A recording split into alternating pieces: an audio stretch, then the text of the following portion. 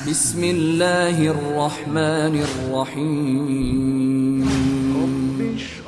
In the name of Allah, the Beneficent, the أمري واحلل عقدة من لساني يفقه قولي رب اشرح لي صدري ويسر ونستغفره ونعوذ بالله من شرور أنفسنا ومن سيئات أعمالنا من يهده الله فلا مضل له ومن يضلل فلا هادي له وأشهد أن لا إله إلا الله وحده لا شريك له وأشهد أن محمدا عبده ورسوله. أما بعد فإن خير الحديث كتاب الله وخير الهدي هدي محمد صلى الله عليه وسلم وشر الأمور محدثاتها وكل محدثة بدعة وكل بدعة ضلالة وكل ضلالة في النار.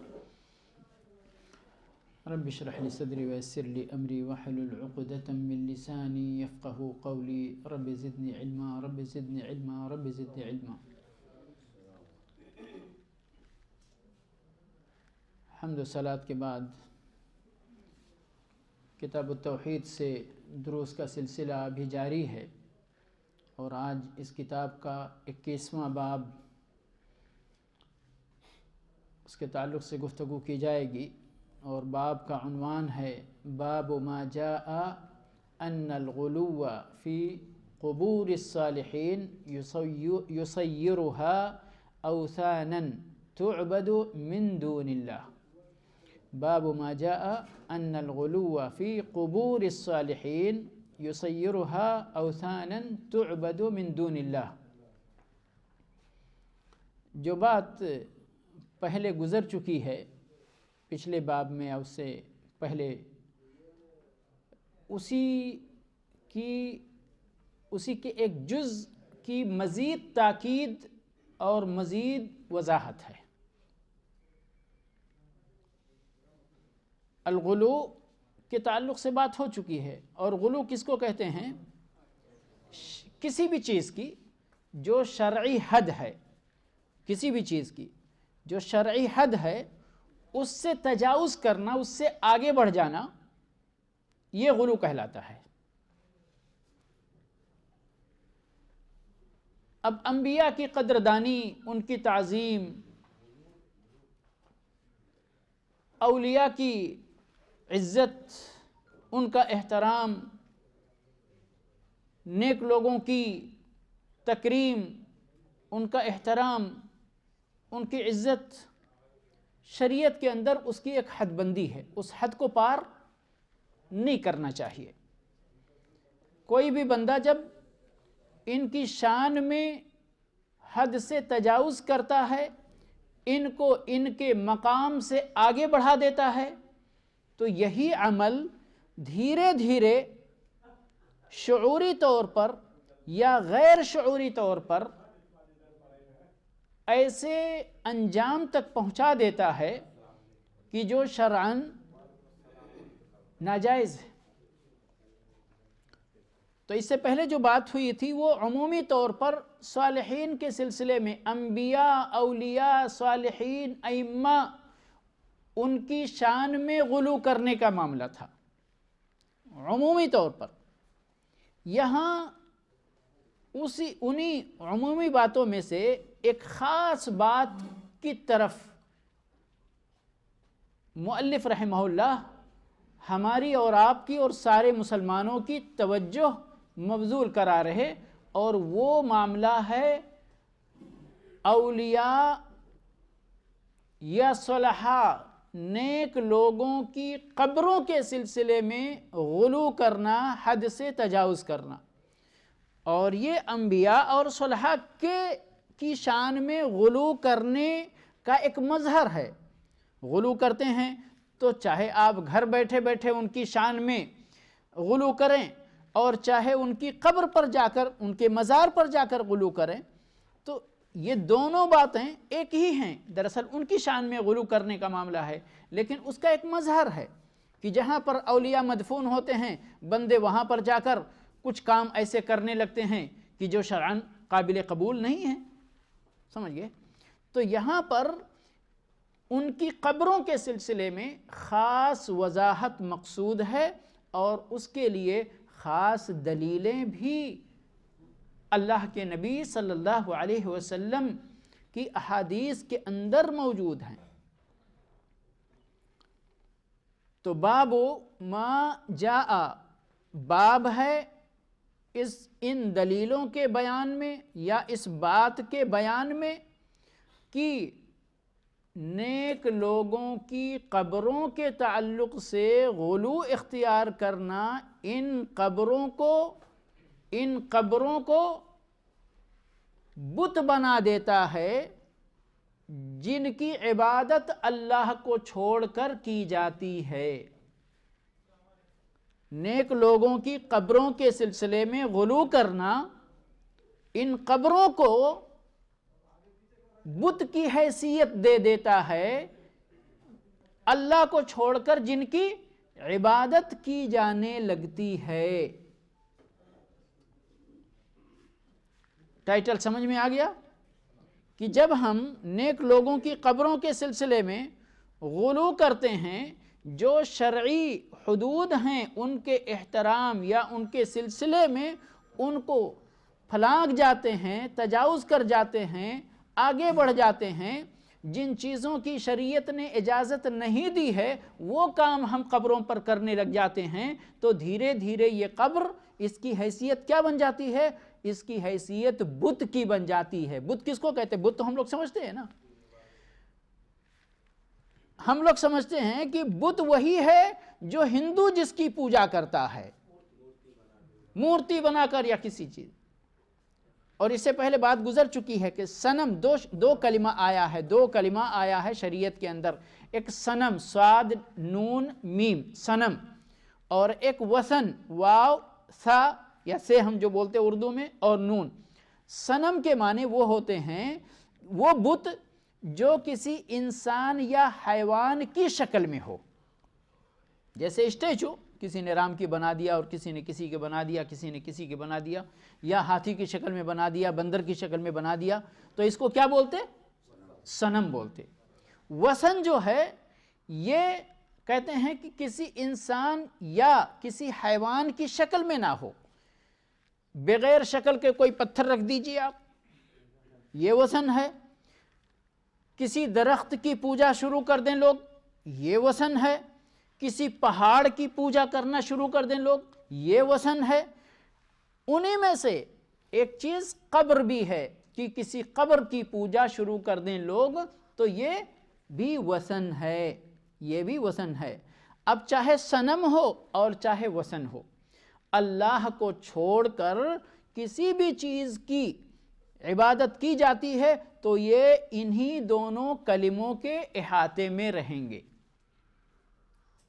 چاہے لکڑی کا ہو، چاہے پتھر کا ہو، جپس کا ہو، مٹی کا ہو، سنگ مرمر کا بنا دیں، کسی بھی شکل میں ہو۔ اب یہاں قبور الصالحین، میں یہ عرض کر رہا تھا کہ ہمارے اور آپ کے اور مسلمانوں کے ذہنوں میں عمومی طور پر یہ بات بیٹھی ہوئی ہے کہ جن چیزوں کی عبادت یا جن مورتیوں کی عبادت غیر مسلم کرتے ہیں وہ بت ہیں، ہم ان کو بت کہیں گے، ان کو صنم کہیں گے، ان کو وثن کہیں گے۔ جن چیزوں کی عبادت مسلمان کلمہ گو کرتے ہیں ان کو بت نہیں کہیں گے۔ یہی تو ذہن میں ہمارے بیٹھا ہوا ہے نا، یہی کنسپٹ ہے اور یہی سب سے بڑا اشکال ہے۔ اسی لیے ہم شرک بھی کرتے ہیں اور پھر بھی مسلمان بنے بیٹھے رہتے ہیں، اور وہی کام ایک غیر مسلم کرتا ہے تو کہتے ہیں وہ تو غیر مسلم ہے، وہ تو ہندو ہے، وہ تو اللہ کی۔ جی یہ کنسپٹ اگر ہمارے ذہن میں کلیئر ہو جائے کہ غیر اللہ کی پوجا، غیر اللہ کی عبادت کوئی بھی کرے، چاہے وہ کلمہ گو ہو، چاہے وہ اہل کتاب ہو، چاہے وہ کسی اور مذہب کا اور دین کا ماننے والا ہو، اگر وہ اللہ کو چھوڑ کر کسی چیز کی عبادت کر رہا ہے، کسی کی پوجا کر رہا ہے، تو جس چیز کی پوجا کر رہا ہے وہ مورت ہے، وہ بت ہے۔ اور اس کا یہ غیر اللہ کی پوجا کرنا شرک ہے، چاہے وہ کرنے والا اپنے آپ کو مسلمان ہی کیوں نہ کہتا ہو، کلمہ ہی کیوں نہ پڑھتا ہو، لیکن ادھر کلمہ پڑھتا ہو ادھر کسی غیر اللہ کی عبادت جا کر کرتا ہو، تو اس کے اس کلمہ پڑھنے کا اس کو کوئی ثواب یا یہ کہیے کہ اس کا کوئی معنی نہیں ہے۔ کلمہ پڑھتا رہے، شرک کرتا رہے، اور بغیر توبے کے، اس شرک سے بغیر توبہ کے اگر وہ اس دنیا سے رخصت ہو جائے تو اللہ کے ہاں اس کی مغفرت نہیں ہے، بھلے ہی وہ دنیا میں کلمہ پڑھتے ہی کیوں نہ گیا ہو۔ اللہ یہ کہ سچے دل سے کلمہ پڑھے، توبہ کر رہے، اور توبہ کرنے کے بعد پھر لا الہ الا اللہ سمجھ کر پڑھنے کے بعد اس کا اقرار ایمان، اس کی تصدیق کرنے کے بعد پھر اس نے شرک نہ کیا ہو اور اپنے دل کو صاف کر کے اس دنیا سے گیا ہو، تو اس کو تائب مانا جائے گا، اس کا کوئی مسئلہ نہیں۔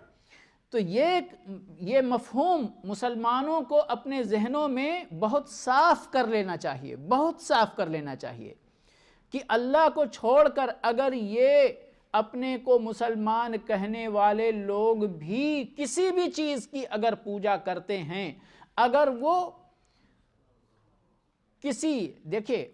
کسی پیر ولی بزرگ کی تصویر اپنے کمرے میں رکھ کر اس پر مالا چڑھاتے ہیں، اگر بتی جلا کر اس کے سامنے عبادت والا کوئی بھی کام کرتے ہیں، تو یہ بھی شرک ہے، اور یہ یہاں پر چونکہ تصویر کے سامنے، تو یہ گویا کہ ان کے لیے صنم کی حیثیت ہوگی، صنم کی حیثیت ہوگی۔ اور اگر کسی ولی کے مزار پر جا کر، جو کہ پتھروں کا یا اینٹوں کا بنا ہوا ہے یا سنگ مرمر کا بنا ہوا ہے، اگر وہاں پر جا کر عبادت والا کوئی عمل انجام دیتے ہیں اللہ کو چھوڑ کر، تو یہ مزار ان کے لیے وثن کے حکم میں ہوگا، یہ بھی بت کے حکم میں ہوگا۔ تو اسی کو اس کتاب کے بارے میں پہلے سے ہی لوگوں کے دلوں میں نفرت ڈال دیتے، یہ تو وہابیوں کی کتاب ہے اس لیے اس کو پڑھو نہیں، اس سے دور ہی رہو۔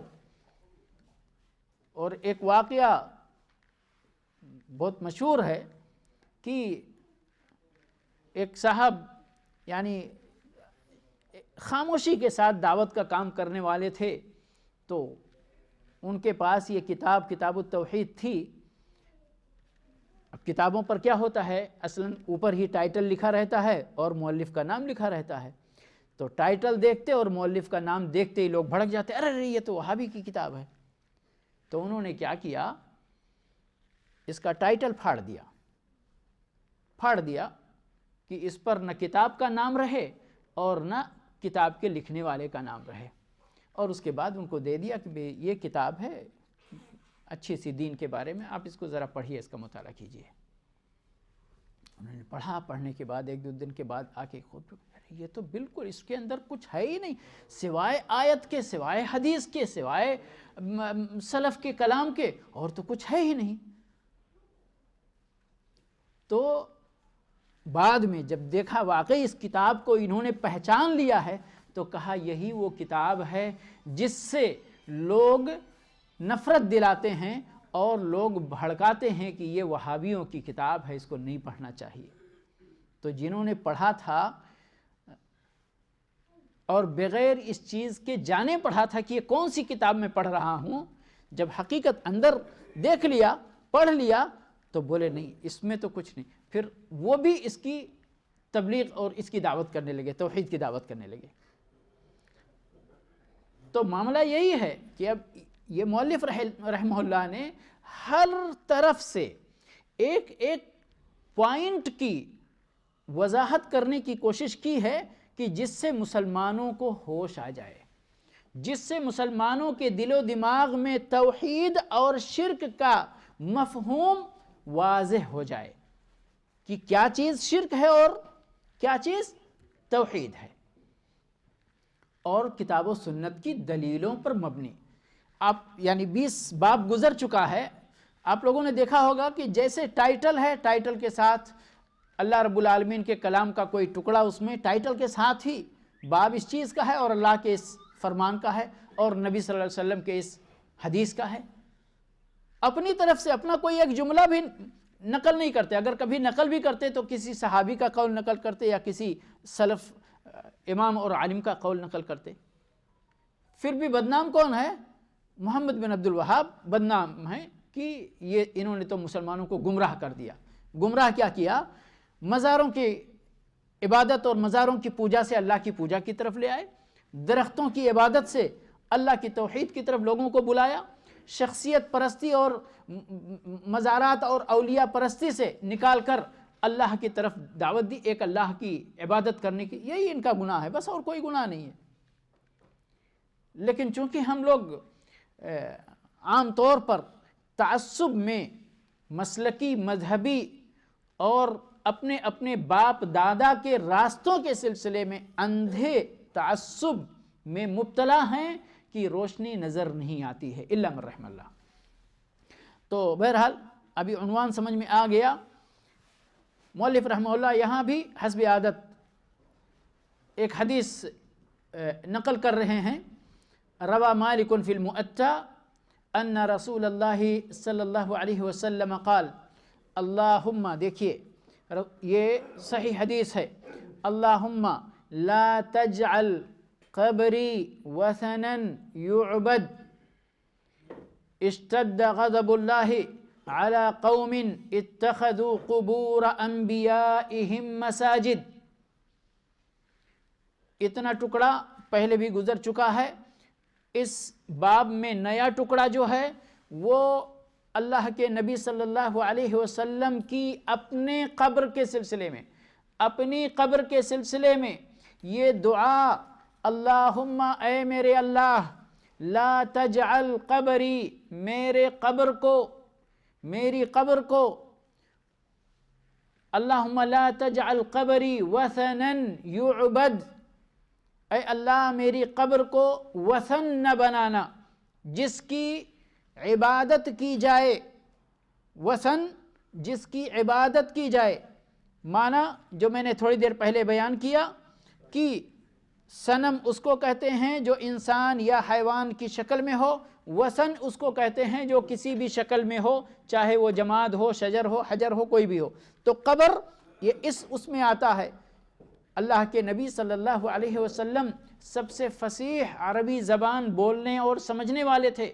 آپ صلی اللہ علیہ وسلم نے اس فرق کو سمجھ کر بیان فرمایا کہ اے اللہ میری قبر کو بت نہ بنا دینا جس کی عبادت کی جائے اللہ کو چھوڑ کر. کیوں؟ اشتد غضب اللہ علی قوم، اللہ کا غضب بڑا سخت، بڑا شدید ہے اس قوم پر، اس جماعت پر، ان لوگوں پر، اتخذوا قبور انبیائہم مساجدہ، جنہوں نے اپنے نبیوں کی قبروں کو مساجد بنا لیا. اپنے نبیوں کی قبروں کو مساجد بنا لیا. بات پہلے گزر چکی ہے. مساجد چاہے باقاعدہ عبادت کی جگہ بنایا یا چند لوگ ہی صحیح وہاں اس جگہ اپنے نبیوں کی قبروں پر بیٹھ کر پجاری بن گئے، مجاور بن گئے، لوگ آنے لگے وہاں پر.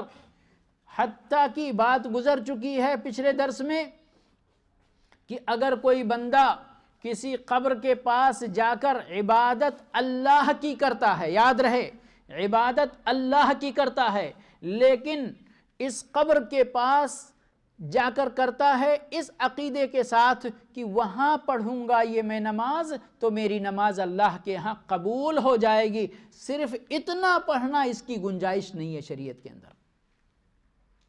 عبادت اللہ کے لیے، لیکن وہاں جا کر کسی جگہ جا کر یہ عقیدہ رکھ کر کہ یہاں پڑھنے سے، یہاں اللہ سے مانگنے سے، بہت سارے لوگ کہتے ہیں نا بھائی ہم یہاں پر صرف لا کر ذبح کرتے ہیں بس، اور یہاں کے فقیروں کو کھلا دیتے ہیں کہ اللہ قبول کر لے گا. صدقہ طفیل کی جو بات ہوتی ہے اس کی گنجائش نہیں ہے. اور یہاں بڑی عبرت ہے اللہ کے نبی صلی اللہ علیہ وسلم کی اس دعا کے اندر. اللہم لا تجعل قبری وثنا یعبد، اے اللہ میری قبر کو وثن نہ بنانا جس کی عبادت کی جانے لگے.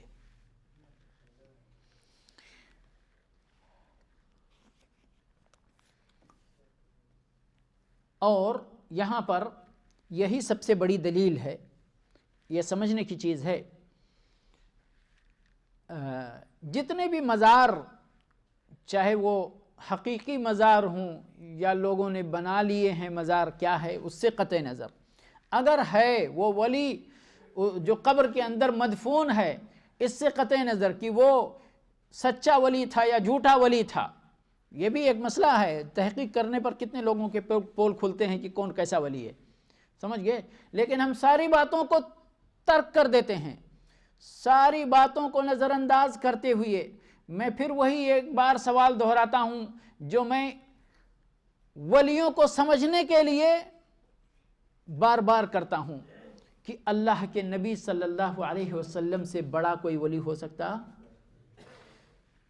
جس کو سید الاولین والآخرین کہا گیا، جس نے اپنے بارے میں، جو کہ صادق مصدوق ہے، جو صادق و مصدوق ہے، اپنے بارے میں فرمایا انا سید ولد آدم ولا فخر، کہ میں بنو آدم کا سردار ہوں. اب آدم علیہ السلام سے لے کر اس کائنات کے اندر پیدا ہونے والا آخری انسان، ابتدائے آفرینش سے لے کر انتہائی دنیا تک جتنے بھی انسان اس روئے زمین پر پیدا ہوئے یا پیدا ہوں گے، آپ صلی اللہ علیہ وسلم سب کے سردار ہیں. ولیوں کے بھی سردار ہیں، نبیوں کے بھی سردار ہیں، رسولوں کے بھی سردار ہیں. آپ صلی اللہ علیہ وسلم سے بڑا ولی بھلا کون ہو سکتا؟ سارے دنیا کے ولیوں کو ایک پلڑے میں رکھ دیجئے اور ہمارے رسول صلی اللہ علیہ وسلم کو ایک پلڑے میں رکھ دیجئے. رسول اللہ صلی اللہ علیہ وسلم کی ولایت کا پلڑا بھاری، صلی اللہ علیہ وسلم.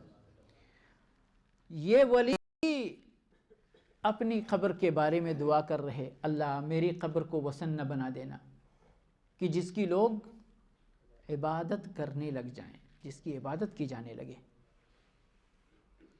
پھر اس دعا کے بعد کسی اور ولی کے مزار پر جا کر چادر چڑھانے، مرغا ذبح کرنے، نذر و نیاز کرنے، بکرا ذبح کرنے، اس کی گنجائش پائی جاتی ہے؟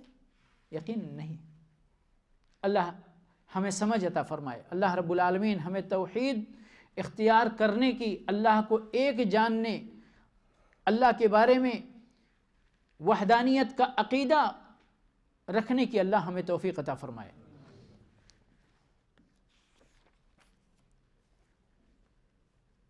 دوسری روایت، اور وہ بھی بڑے یعنی سمجھنے کے لیے بڑا اہم نکتہ ہے، اور بات سلسلہ کئی دروس سے چلا آ رہا ہے. وَلِبْنِ جَرِيرٍ بِسَنَدِهِ عن سفیان عن منصور عن مجاہد.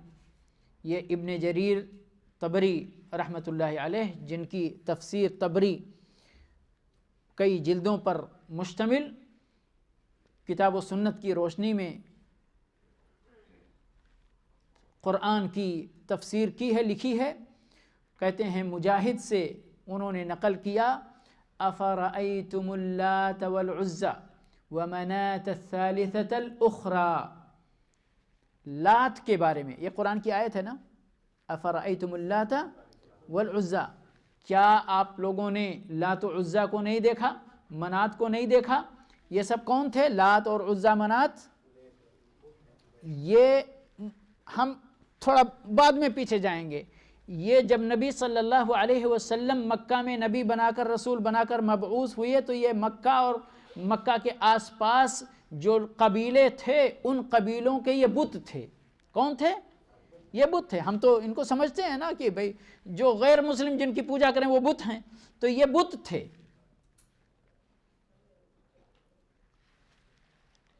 اب یہ بت کون تھے؟ اس کے بارے میں صرف ایک کا نام لے کر کے مجاہد رحمۃ اللہ علیہ اس کی تفسیر میں بیان کرتے ہیں کہ قال افرأیتم اللات والعزی، کیا تم نے لات و عزی کو نہیں دیکھا یا لات و عزی کو دیکھا؟ قال کان یلت لہم السویق، یہ ایک نیک شخص کا، لات ایک نیک شخص تھا مکہ میں، جو دوسری روایتوں کو اگر ملائیں تو لوگوں کے لیے یا حج کے موسم میں باہر سے حج کی غرض سے آنے والے لوگوں کے لیے ستو گھول گھول کر کے، ستو بنا بنا کر کے ان کو کھلاتا اور پلاتا تھا، اپنا مال خرچ کر کے، اپنا مال خرچ کر کے لوگوں کو کھانا کھلاتا تھا، پانی پلاتا تھا۔ تو یقیناً یہ نیکی کی علامت ہے، یہ نیکی کی علامت ہے، اطعام الطعام یہ بڑا نیک عمل ہے۔ اس لیے لوگوں کے دلوں میں اس نیک بندے کی بڑی عزت ہو گئی، بڑا احترام، بڑا وقار۔ پھر کیا ہوا؟ فمات، موت تو سب کو آنی ہے نا بھائی، چاہے نیک ہو چاہے بد ہو۔ فمات، ایک دن آیا کہ وہ بندہ مر گیا۔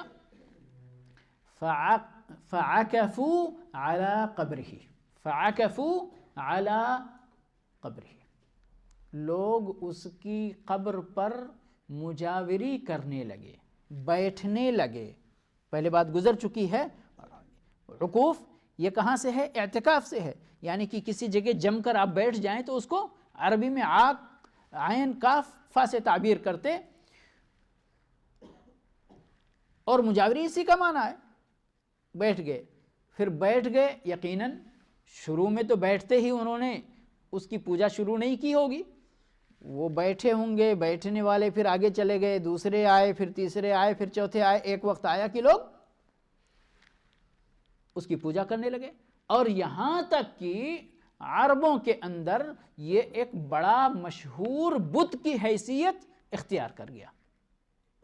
تھا کون؟ ایک نیک آدمی، ایک نیک آدمی۔ اب بتائیے کہ اگر ہم کہتے ہیں کہ بھائی پیر عبد القادر جیلانی کی شان میں اتنا گستاخی، اتنا غلو نہ کرو، ہم ولایت کا انکار نہیں کرتے، جو سچے ولی ہیں اللہ نے ان کو اعزاز بخشا ہے، اللہ نے ان کو توفیق دی ہے، اللہ ان کی اس نیکی کو قبول فرمائے، لیکن ان کی نیکی کا یہ تقاضا تو نہیں کہ ہم ان کی پوجا شروع کر دیں، ان کی قبروں پر مجاوری کرنا شروع کر دیں، ان کے مزارات پر چڑھاوے شروع کر دیں، نہیں، وہ ایک اللہ کے ولی کی حیثیت سے زندگی گزار کر اپنے اللہ سے جا ملے۔ ہم کو اچھا وہ اللہ والے کیسے بنے؟ اگر ان کی ولایت صحیح ہے تو یقیناً سوائے اللہ کی عبادت کے اگر غیر اللہ کی عبادت ان کی زندگی میں شامل ہوتی تو کبھی بھی ولی نہیں بن سکتے تھے۔ تو اگر ہمیں ان کے نقش قدم پر چلنا ہے تو ہمیں بھی انہی جیسا عمل کرنا چاہیے، نہ کہ ان کی پوجا شروع کر دینی چاہیے۔ تو مفہوم بڑا واضح ہے، لیکن اللہ رب العالمین سے ہدایت کی دعا مانگتے ہیں۔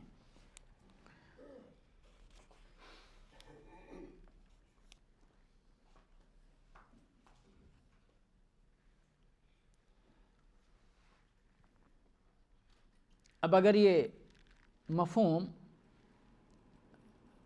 واضح ہے تو کیا آپ لوگ تیار ہیں اس بات کے لیے؟ اور دیکھیں درس تو ہم 1 گھنٹہ ادھر پتہ نہیں کیا کیا بولتے ہیں، کیا کیا بول جاتے ہیں، لیکن پوائنٹ کی باتوں کو آپ لوگوں کو نوٹ کرنا چاہیے، اور یقین مانیں نوٹ کرنے کا جو فائدہ ہے صرف سننے سے وہ فائدہ نہیں ہوتا ہے، اور طلب علم کا سب سے بہترین طریقہ یہی ہے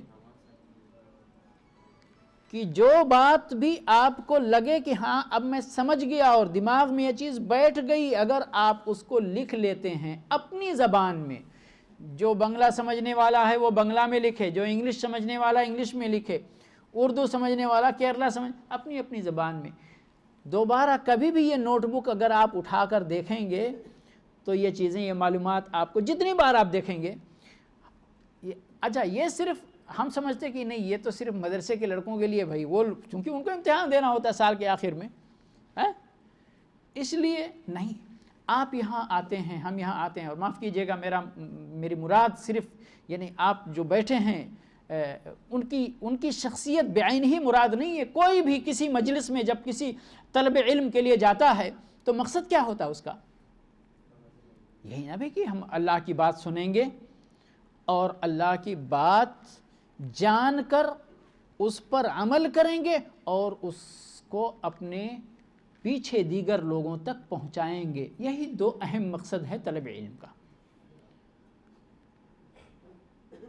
اب یہ دونوں مقصد پورا ہو، اس کے لیے ضروری ہے کہ جو بھی انفارمیشن آپ گین کر رہے، جو نالج آپ لے رہے، وہ آپ کے دل و دماغ میں بیٹھے، کسی طرح بیٹھے۔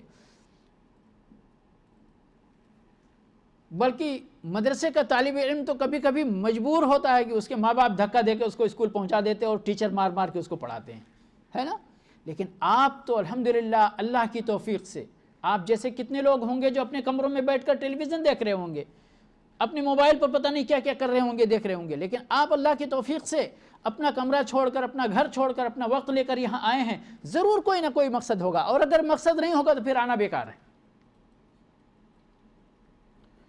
اور اس مقصد براری کے لیے، جس مقصد کے لیے آپ آتے ہیں یہاں اور بیٹھتے ہیں 1 گھنٹہ، اس مقصد میں جتنے وسائل آپ کو فائدہ مند ہوں ان وسائل کو اختیار کرنا چاہیے، اور ان وسائل میں سے ایک اہم وسیلہ ہے، آپ میں سے سب کے پاس ایک کاغذ کا ٹکڑا ہو اور ایک قلم ہو، اہم چیزیں کلک کر لیں، لکھ لیں، اس میں نوٹ کر لیں۔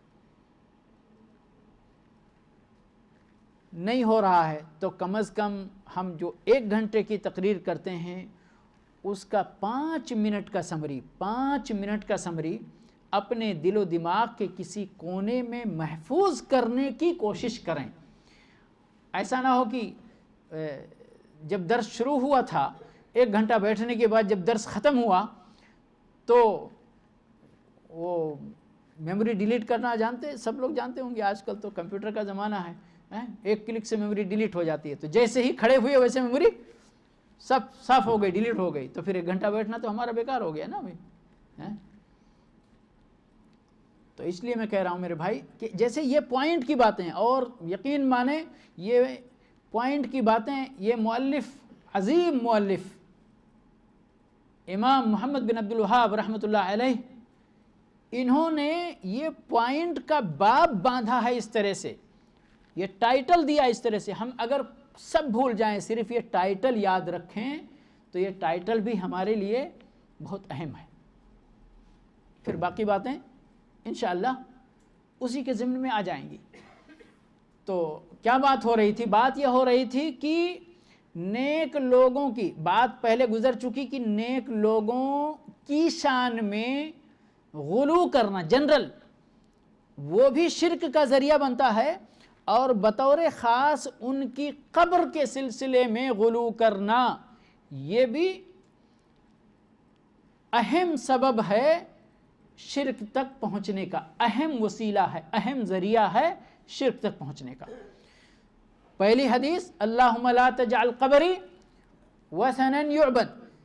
اگر اللہ کے نبی صلی اللہ علیہ وسلم کے ذہن میں یہ مفہوم نہ ہوتا کہ اگر میرے مرنے کے بعد لوگوں نے میری قبر کے پاس عبادت کرنا شروع کر دیا تو میری قبر بت بن جائے گی، تو کیوں یہ تنبیہ کرتے اور کیوں یہ دعا کرتے اللہ سے اپنے؟ یہ دعا کرنے کا مطلب ہی کہ جس کی قبر بھی اس کے پاس پوجا کی جا رہی ہے، نذر و نیاز چڑھایا جا رہا ہے، پھول چڑھایا جا رہا ہے، چادر چڑھائی جا رہی ہے، تو وہ قبر بھلے ہی قبر ہے لیکن وہ حکم میں کس چیز کے ہے؟ وثن کے حکم میں ہے، بت کے حکم میں ہے. اور یہی بات مؤلف رحمہ اللہ اس باب کے اندر سمجھانا چاہ رہے ہیں. اور مثال بھی جیسے یہ تفسیر ہے، یہ تو تفسیر ہے نا، یہ کوئی مثال مؤلف رحمہ اللہ اپنی جگہ سے نہیں لے کر آئے، اپنے کلام سے لے کر نہیں آئے. یہ ابن جریر طبری رحمۃ اللہ علیہ نے یہ تفسیر نقل کی ہے سلف سے، مجاہد رحمۃ اللہ علیہ سے، کہ لات کیا ہے؟ لتا یلتو، لتا یلتو اس کے معنی ہوتے ہیں ستو گھولنا. اب وہ گھولنے کا پانی ڈال کے گھولیں اس کو، یا کہتے ہیں کہ وہ گھی ڈال کر بناتے تھے، گھی ڈال کر ستو میں گھی ڈالتے تھے اور پھر ملاتے تھے اور لوگوں میں تقسیم کرتے تھے. تو یہ لتا یلتو کا جو معنی ہے وہ ستو گھولنے کا معنی ہے، اس میں گھی ملائیں، اس میں پانی ملائیں، جو بھی ہے لوگوں کو. لات کیا ہے؟ یہ عربی کا لفظ ہے. لات ہمارے یعنی اردو زبان میں تو لات پیر کے معنی میں ہوتا ہے، لیکن یہ لتا یلتو لاتن، جیسے فعل یفعل فاعل، وہ نہیں سمجھیں گے ہم. کاتب ہے نا، کاتب سمجھتے ہیں نا، کاتب تو سبھی اردو سمجھنے والے سب تھے. کاتب کس کو بولتے ہیں؟ جو لکھتا ہے، ٹھیک ہے نا. کہاں سے بنا ہے یہ؟ کتبہ یکتبو کتابتن، لکھنا، ٹھیک ہے، اسی سے کاتب، لکھنے والے کو. تو لتا یلتو اور لاتن یا لاتتن اصل ہے وہ، کاتبن کے وزن پر ہی سمجھ لیجئے. تو اس کے معنی کیا ہوتے ہیں؟ ستو گھولنے والا. نام نہیں تھا، یہ بندہ اپنے اس کام سے پہچانا جانے لگا. ستو گھولنے کا جو کام، نیک کام کیا کرتا تھا لوگوں کو کھلانے پلانے کا، اس کام سے یہ پہچانے جانے لگے. مرنے کے بعد لوگوں کی عقیدت اتنی تھی کہ مجاوری شروع کر دیا ان کی قبر پر، اور آگے چل کے یہ بت بن گئے. ہم کیا کہتے ہیں؟ بھائی قبر پر بیٹھو ہی مت، پہلی سیڑھی، پہلا قدم. اور شریعت کا یہی یعنی مبنی بر حکمت اوامر اور احکام ہیں کہ شریعت نے جہاں ذرہ برابر بھی خطرہ محسوس کیا اس دروازے کو بند کر دیا، اس دروازے کو ہی بند کر دیا. اب شریعت نے اس دروازے کو بند کر دیا اور ہم کہتے ہیں نہیں نہیں نہیں کوئی فرق نہیں پڑتا ہے، کھولو، دونوں دروازہ کھول دو، کوئی بات نہیں ہے، کچھ نہیں ہوتا ہے.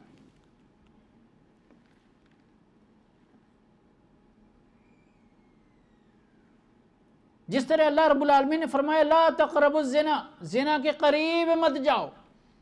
جتنے وسائل اس فحش کاری کی طرف پہنچا سکتے تھے ان سارے وسائل کو شریعت نے بہت دور سے بند کر رکھا ہے. وہاں بھی ہم نے کہا کوئی فرق نہیں پڑتا ہے، بیٹا بیٹی ساتھ میں پڑھیں، کوئی فرق نہیں. ارے التقویٰ ہاں ہونا، بہت سارے لوگ اپنا تزکیہ کرتے ہیں تقویٰ ہاں ہونا. ہماری نگاہوں پہ مت جائیے، ہمارے اس پہ مت جائیے، میں اللہ سے بہت ڈرتا ہوں.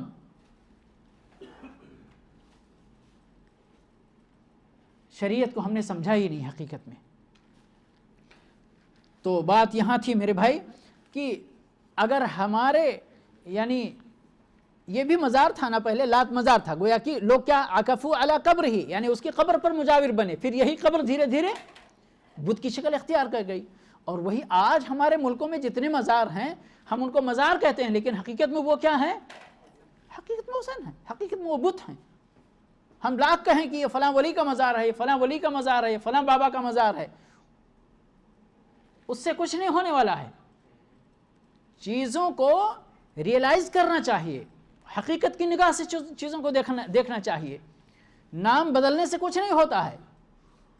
جس طرح سود کو آج مختلف الفاظ سے لوگ جانتے ہیں اور کہتے ہیں اس میں کچھ نہیں ہوتا، اس میں کچھ نہیں ہوتا، اس میں کچھ نہیں ہوتا. تو شریعت کی میرے بھائی ساری چیزیں ان کے اپنے حقیقی معنوں میں ہمیں سمجھنا چاہیے اور اسی کے مطابق ہمیں ان پر عمل کرنا چاہیے. اسی طرح سے ابن عباس رضی اللہ تعالیٰ عنہ سے ہی مؤلف رحمہ اللہ نے ابو الجوزاء کے حوالے سے نقل کیا عن ابن عباس کان یلت السویق للحاج، کہ وہ ستو گھولا کرتے تھے حاجیوں کے لیے. وعن ابن عباس رضی اللہ تعالی عنہما قال لعن رسول اللہ صلی اللہ علیہ وسلم زائرات القبور والمتخذین علیہ المساجد والسرج، رواہ اہل السنن۔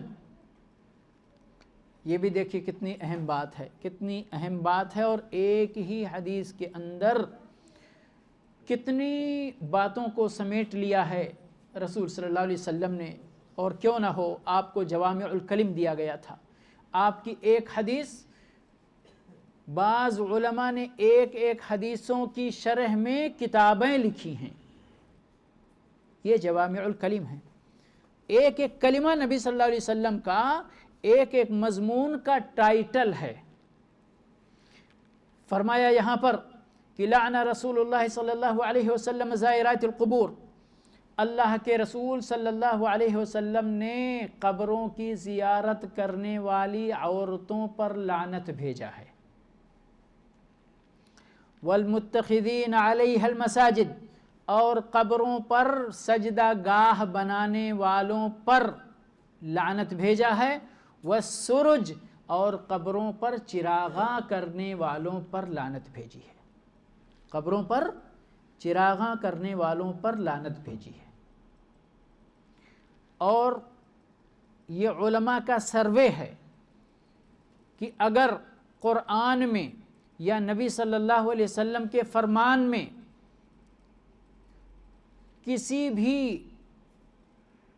برے کام کے سلسلے میں لعنت کا لفظ آ جائے تو یہ اس کام کی حرمت پر دلالت کرتا ہے، ورنہ اللہ اور اس کے رسول صلی اللہ علیہ وسلم کے دربار سے لعنت کا لفظ بغیر کسی حرام کے کسی اور کے لیے صادر نہیں ہوا ہے۔ لعنت کا کلمہ جس کام کے لیے آ جائے، یہ سمجھ لیجئے کہ وہ کام حرام ہے۔ اب کیا کیا باتیں اس کے اندر ذکر کی گئیں؟ قبروں کی زیارت کرنے والی عورتوں پر لعنت ہے، قبروں پر مسجد بنانے والے لوگوں پر لعنت ہے، قبروں پر چراغاں کرنے والے لوگوں پر لعنت ہے۔ ہمارے ملکوں میں کتنی قبروں پر چراغاں ہوتا ہے؟ ہم ایک ایک کر کے تھوڑی سی بات وضاحت کرنے کی کوشش کریں گے انشاءاللہ۔ زائرات القبور، کوئی کہہ سکتا ہے کہ نہیں صاحب، اللہ کے نبی صلی اللہ علیہ وسلم نے پہلے قبروں کی زیارت سے منع فرمایا تھا، لیکن بعد میں تو آپ نے اجازت دے دی تھی۔ حدیث ہے، بڑی واضح حدیث ہے، کنت نہیتکم عن زیارت القبور فزوروها فانها تذکرکم الاخرہ، یہ حدیث ہے کہ پہلے ہم نے تمہیں قبروں کی زیارت سے منع کیا تھا، لیکن اب میں اس کی اجازت دیتا ہوں کیونکہ قبروں کی زیارت کرنے سے آخرت کی یاد آتی ہے۔ تو پھر اس کا مطلب اب یہاں پر نبی صلی اللہ علیہ وسلم نے اجازت دی ہے، تو اس میں مرد بھی شامل ہیں، اس میں عورتیں بھی شامل ہیں، آپ کیوں منع کرتے ہیں؟ تو اس کا جواب یہ ہے کہ یہ حدیث آپ نے پہلے سنی، اللہ کے نبی صلی اللہ علیہ وسلم نے زائرات القبور پر لعنت بھیجی ہے۔ تو یہ بات کہی جاتی ہے، بیان کی گئی، ایک تو یہ حدیث ہے سامنے، کہتے ہیں اس حدیث میں جو عموم ہے، اس حدیث کے ذریعے اس کو خاص کر دیا گیا۔ وہاں اس حدیث سے یہ سمجھ میں آتا ہے کہ یہ اجازت مردوں اور عورتوں سب کے لیے ہے نا؟ لیکن اس حدیث کے ذریعے پھر ہمیں یہ سمجھ لینا چاہیے کہ وہ اجازت جو وہاں پر بظاہر ایسے سمجھ میں آتا ہے کہ مردوں اور عورتوں سب کے لیے ہے، چونکہ یہ حدیث آ گئی، اس حدیث نے اس حدیث کے مفہوم کو واضح کر دیا کہ وہاں پر جو اجازت ہے وہ صرف مردوں کے لیے ہے، چونکہ عورتوں کے لیے یہاں اللہ کے نبی صلی اللہ علیہ وسلم نے اس حدیث میں یہ ممانعت فرما دی ہے۔ اور اسی کے ساتھ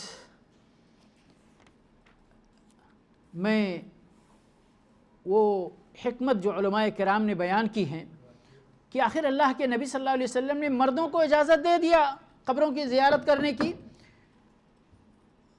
لیکن عورتوں کو اجازت کیوں نہیں دی؟ عورتوں پر لعنت کیوں بھیجی ہے قبر کی زیارت کرنے پر؟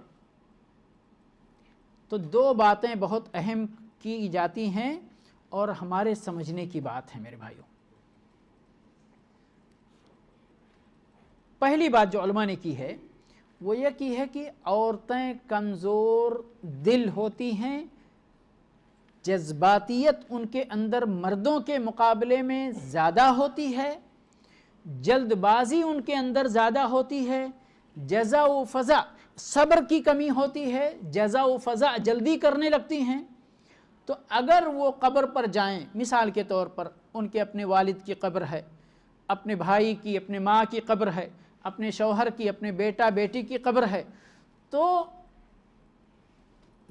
اس بات کا خدشہ زیادہ ہے کہ وہاں پر جا کر وہ بے صبری کا مظاہرہ اور جزا فضا نہ کر بیٹھیں۔ اور جزا فضا کرنا یہ شریعت کے اندر ممنوع ہے، یہ نوحہ خوانی کے مترادف ہے، اور نوحہ خوانی ممنوع ہے شریعت کے اندر، ماتم نہیں ہے شریعت کے اندر۔ یہ ایک بات ہو گئی۔ دوسری بات میرے بھائی بڑی اہم ہے، اور یعنی کوئی بھی اس کا انکار نہیں کر سکتا ہے، کیونکہ یہ پریکٹیکل ہے اور مشاہدے کی چیز ہے، مشاہدے کی چیز ہے کہ قبروں پر یا مزاروں پر جو مرد و زن زیارت کی یا زیارت کے بہانے کہیے جاتے ہیں، وہاں پر مرد و زن کا جو اختلاط اور اس اختلاط کے سبب، اس کی وجہ سے جو فتنے پائے جاتے ہیں، ان فتنوں کا کوئی شمار نہیں، اور یعنی اس کی کوئی حد نہیں ہے یا نہیں ہے۔ میں نہیں جانتا ہوں، الحمدللہ اللہ کی توفیق سے مزاروں سے دور کا بھی گزر نہیں ہوا ہے ہمارا، لیکن ہو سکتا ہے آپ لوگوں میں سے کتنے لوگوں نے، مجھے نہیں معلوم، میں تہمت بھی نہیں رکھ رہا ہوں، اپنی لا علمی کا اظہار، لیکن گئے ہوں گے بہت سارے لوگ، آخر ان مزاروں پر کوئی نہ کوئی تو جاتا ہی ہے نا۔ تو وہاں پر کیا کیا ہوتا ہے بیان کرنے والوں نے کچھ بیان بھی کیا ہے، اور کتنی باتیں ایسی ہیں جو محتاج بیان ہیں۔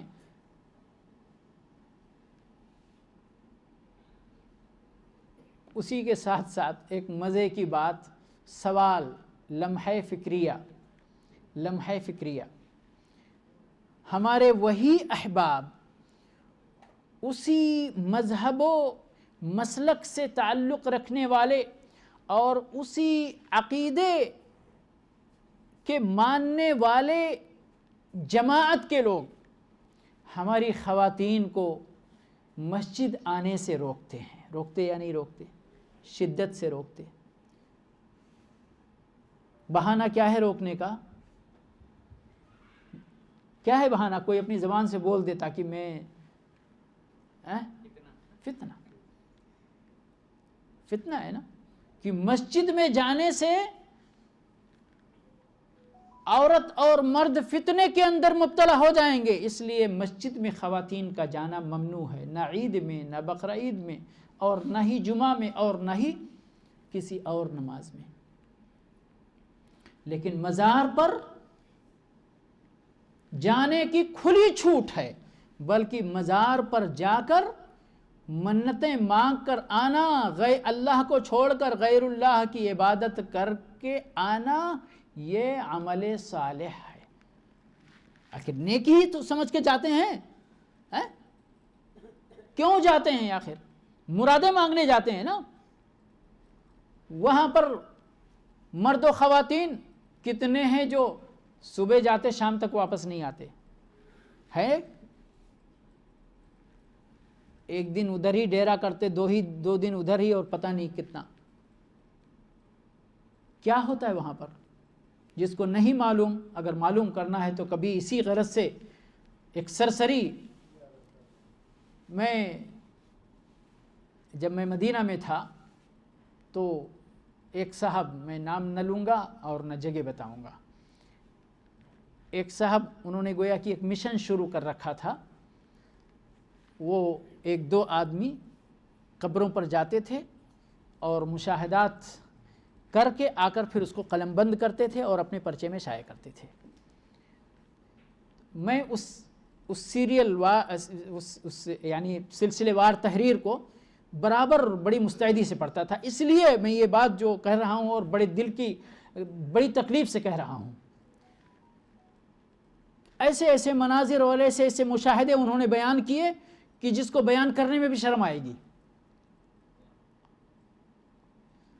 تو کہنے کا مطلب لمحہ فکریہ میں نے اس فقرے کا نام اس لیے دیا کہ ان خواتین کو مسجد میں جانے سے فتنے کا خطرہ ہے، لیکن مزار پر جا کر 2 دن 4 دن گزار کر آنے میں کوئی فتنہ نہیں ہے. کیا مذہب ہے، کیا عقیدہ ہے، کس دین کی بات کرتے ہم، کس اللہ اور اس کے رسول کی بات کرتے؟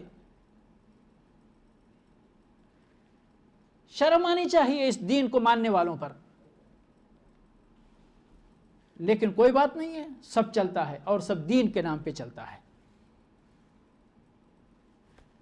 ہم کو کیا تانا یہی تو ملتا ہے، بھائی تم لوگ نیک لوگوں کے گستاخ ہو، صالحین سے محبت نہیں کرتے، اولیاء کی عزت نہیں کرتے، انبیاء کی شان میں گستاخی کرتے ہو. ہماری گستاخی صرف یہی ہے کہ ہم سب کو اسی خانے میں رکھتے ہیں، جس کا جو مقام ہے اس کو اس کے مقام میں ہی رکھتے ہیں، اس سے اوپر نہیں لے جاتے. اس کے لیے کوئی ناراض ہو جائے تو ہو جائے، ہم کیا کر سکتے ہیں؟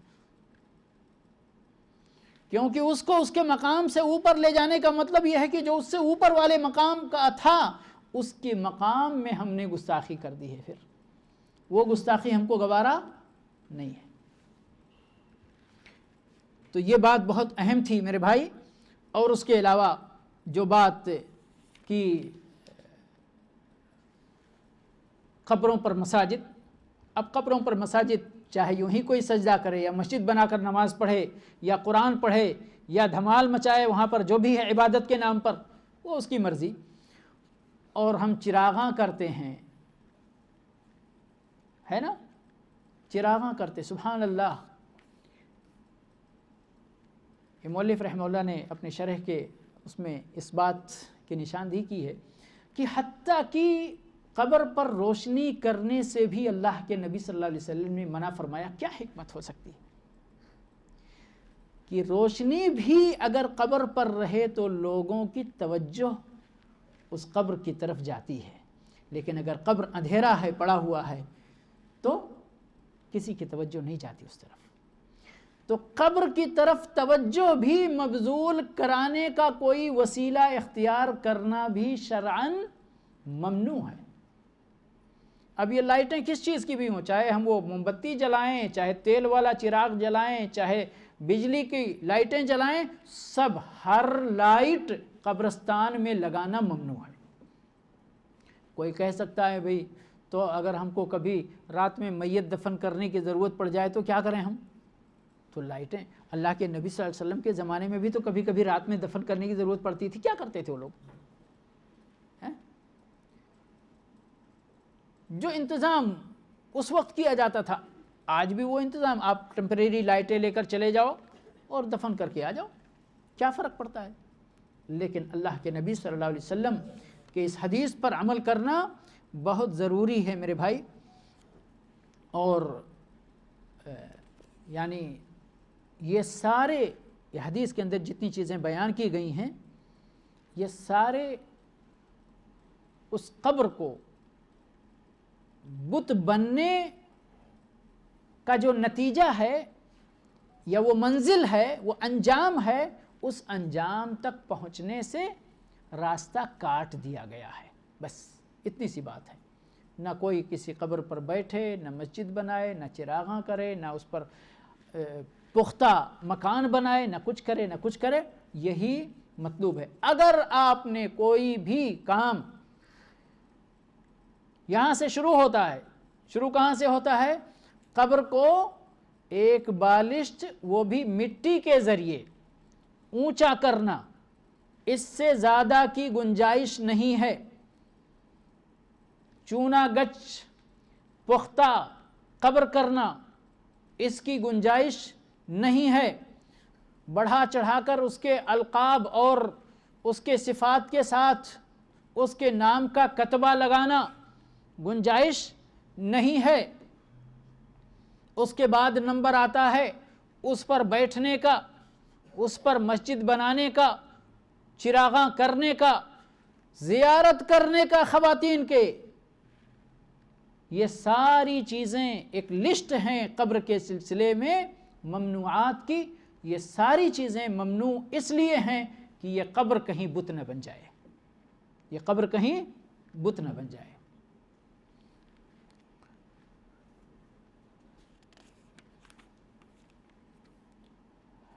انہی چند باتوں کے ساتھ آج کا یہ درس ختم ہوتا ہے۔ رب العالمین سے دعا کرتے ہیں کہ پروردگار ہمیں اپنے دین کی صحیح سمجھ عطا فرمائے۔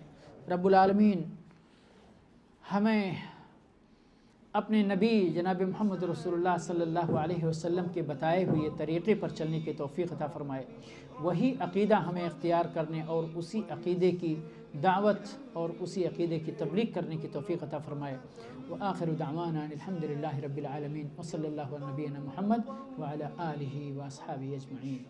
لي صدري ويسر لي أمري واحلل عقدة من لساني يفقه قولي رب اشرح لي صدري ويسر لي أمري واحلل عقدة من لساني يفقه قولي رب اشرح لي صدري ويسر لي أمري واحلل عقدة من لساني يفقه قولي رب اشرح لي صدري ويسر